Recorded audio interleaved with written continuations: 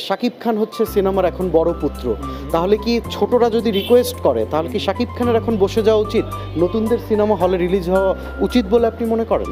আসলে দেখুন, আসলে শাকিব খান যদি সিনেমা হল ছেড়ে দেয় তাহলে আমার কাছে মনে হয় যে বাংলা ছবি যতটুকু প্রোগ্রেস করছে ঠিক এইভাবেই মুখ থুবড়ে পড়বে। শাকিব খান বলতে পারে আমি ফিল্ম থেকে এসেছি, ফিল্ম স্টার, বাট আমাদের অনেকেই আছেন যারা ফিল্ম করছে, নাটক করছে, মডেলিং করছে, বাট কিন্তু প্রপারলি বলতে পারছে না আম এ মডেল, আম এ হিরো। একটা ঈদ ধরুন হল সংখ্যা 100 নাই, সেখানে যদি আমি 8টা ছবি রিলিজ করি অ্যাট এ টাইম, তাহলে একটা হল একটা ছবি ধরুন 8টা 10টা হল পাচ্ছে ম্যাক্সিমাম। ধরুন যে শাকিব খান যখন আসতেছে সে হয়তো একাই নিয়ে যাচ্ছে 70-80টা হল, বাকি যে 7টা ছবি তারা কি 2টা করে হলে ছবি রিলিজ করবে? সেটা যদি না হয়ে তারা যদি এবার ঈদে যদি 2টা ছবি আসতো এবং তার পরবর্তীতে যদি রেগুলার একটা করে ছবি প্রতি উইকে আসতো, আমার কাছে মনে হয় সেটা অনেক বেশি অ্যাপ্রিসিয়েটেবল। শাকিব খান হচ্ছে সিনেমার এখন বড় পুত্র, তাহলে কি ছোটরা যদি রিকোয়েস্ট করে তাহলে কি শাকিব খানের এখন বসে যাওয়া উচিত, নতুনদের সিনেমা হলে রিলিজ হওয়া উচিত বলে আপনি মনে করেন? আসলে দেখুন, আসলে এখানে যে কাজ করছে যার যার যোগ্যতা শেষে আগাচ্ছে।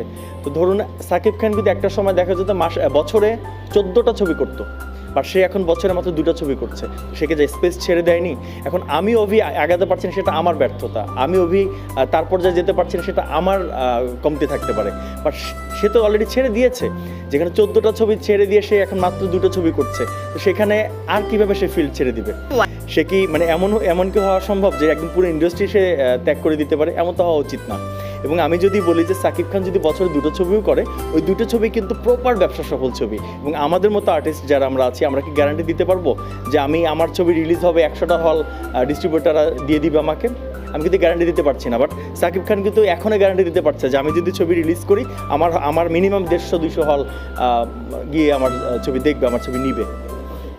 90 দশক পরবর্তী সিনেমায় মান্না এবং সালমান শাহ এবং শাকিব খানের পরে ঠিক নায়ক ক্যারিশমা নিয়ে আসলে কেউ আসতে পারেনি কেন? আচ্ছা, আমি যেটা বলবো যে প্রত্যেকের আসলে অভিনয় শৈলী আলাদা, প্রত্যেকের অবস্থানটা আসলে যার যার মতো করে সে তৈরি করার চেষ্টা করছে। সালমান শাহর যে বিষয়টা ছিল, সে তখন ওই সময়কার জন্য আমি বলবো যে সুপার স্টাইলিশ একটা ব্যাপার, এবং তার অভিনয় দক্ষতা ছিল মানে সুনিপুণ। তো আমার কাছে মনে হয় যে আমরা এখন যারা কাজ করছে বা আমার আগের প্রজন্ম যারা কাজ করছে, যদি সুপারস্টারের শব্দটা লাগাতে চাই, সেটা হচ্ছে যে পর্যায়ক্রমে একজন এক এক সময় কেউ 5 বছর ধরে রেখেছে, কেউ 2 বছর ধরে রেখেছে, কেউ 10 বছর ধরে রেখেছে। বাট যেমন মান্না সাহেব লং টাইম, আমার মনে হয় 15-20 বছর শুধু সেই ধরে রেখেছে, কিন্তু প্রপার ওয়েতে। তো ওই পর্যায়ে যেতে হলে হবে কি, তার মতো ওই রকম অধ্যাবসায় লাগবে, যেটা আমাদের মধ্যে ভীষণ কম। আমরা এখনকার আর্টিস্টরা যেটা করি সেটা হচ্ছে যে আমাদের মুভি 2টা রিলিজ হবে কি না হবে, আমরা চিন্তা করবো যে প্রতি সপ্তাহে আমাদের একটা ফিতা কাটা থাকতে হবে, প্রতি সপ্তাহে আমাদের একটা ওপেনিং থাকতে হবে। আমার ছবির শুটিংয়ে আমার টাকা একটু কম হলে, আমার যদি ড্রেসের শ্যুটে আমার 10টা ড্রেস পরলে যদি আমাকে 50,000 টাকা দিয়ে দেওয়া হয়, ঠিক আছে, আমি 2 দিন পরে ছবির শুটিংটা করবো, আমি 10টা ড্রেস আগে পরে দিয়ে আসবো। তো আমাদের মধ্যে হয় কি, এই ব্যাপারগুলো ভীষণভাবে কাজ করে।